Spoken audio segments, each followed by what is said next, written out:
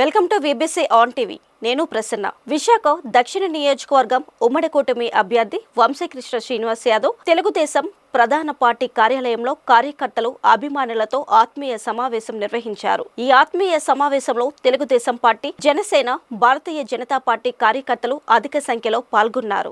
విజయానికి చేరువలో ఉన్నామని, త్వరలో తమ ఉమ్మడి కూటమి ప్రభుత్వాన్ని ఏర్పాటు చేయడం తథ్యమని అన్నారు. ఈ సందర్భంగా ఆయన మాట్లాడుతూ, ఈ రోజు హాజరైన కార్యకర్తలను అధిక సంఖ్యలో చూస్తుంటే ఎంతో ఆనందంగా ఉందని, మీరు అందించిన సహాయ సహకారాలను తాను ఎన్నడూ మర్చిపోనని, సమయం వచ్చినప్పుడు తమ రుణం ఖచ్చితంగా తీర్చుకుంటామని అన్నారు. ప్రత్యర్థులకు ముందుగానే ప్రజల నాడి 13వ తేదీనే తెలిసిపోయిందని, అందువలన వారు మధ్యాహ్నం 1 గంట తరువాత పోలింగ్ కేంద్రాల వద్ద ఎవ్వరూ కనపడలేదని, ఇప్పుడు ప్రజల మధ్య మేకపోతు గాంభీర్యం చూపుతున్నారని అన్నారు. జూన్ 4వ తేదీన ఎన్నికల ఫలితాలు కూటమికి అనుకూలంగా వస్తాయని, తమ ప్రభుత్వంలో ప్రజలకు పూర్తి న్యాయం జరుగుతుందని, అసలైన అభివృద్ధిని ఆంధ్రప్రదేశ్ ప్రజలు చూస్తారని అన్నారు.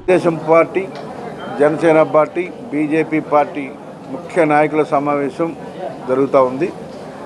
సౌత్ నియోజకవర్గం సంబంధించి బాగా కష్టపడినటువంటి ప్రతి ఒక్కరికి కూడా థ్యాంక్స్ చెప్పాలి.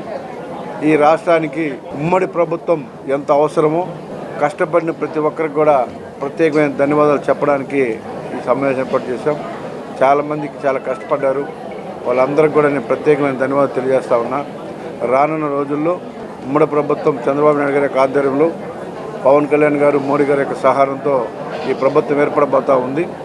మరి ప్రజలకి ఏ విధమైన సేవ చేయాలి, ప్రజలకి ఎంత చేరువవ్వాలి, ఈ 5 సంవత్సరాల కష్టాలేంటి, ఈ 5 సంవత్సరాలకి పడిన కష్టానికి వాళ్ళ రుణం, మరి ప్రజలు ఇవాళ అద్భుతమైన మెజార్టీలు అందరూ గెలిపిస్తున్నారు కాబట్టి వాళ్ళ రుణం తీర్చుకునే విధంగా, ఈ రాష్ట్రంలో ఉన్నటువంటి అరాచకమైన పరిపాలన పోయే విధంగా కష్టపడిన ప్రతి ఒక్కరికి కూడా ప్రత్యేకమైన ధన్యవాదాలు.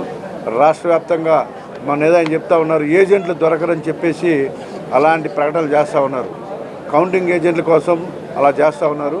మీరు గమనించాలి, మధ్యాహ్నం 1 గంట 2 గంటలకల్లా వాళ్ళ అభ్యర్థులు, మంత్రులు కూడా ఎలక్షన్ వదిలేసి వెళ్ళిపోయారు. వాళ్ళకి అర్థమైంది ఇక్కడ ఏం జరుగుతుందని అర్థమైపోయి ఎలక్షనే చేయలేదు. వాళ్ళు ఎలక్షన్ చేయకుండా వదిలేసి పారిపోయారు ఎక్కడోళ్ళు అక్కడ. ఆ విధంగా రిజల్ట్ ఎలా ఉండబోతుందో మనం ఊహించుకోవాలి.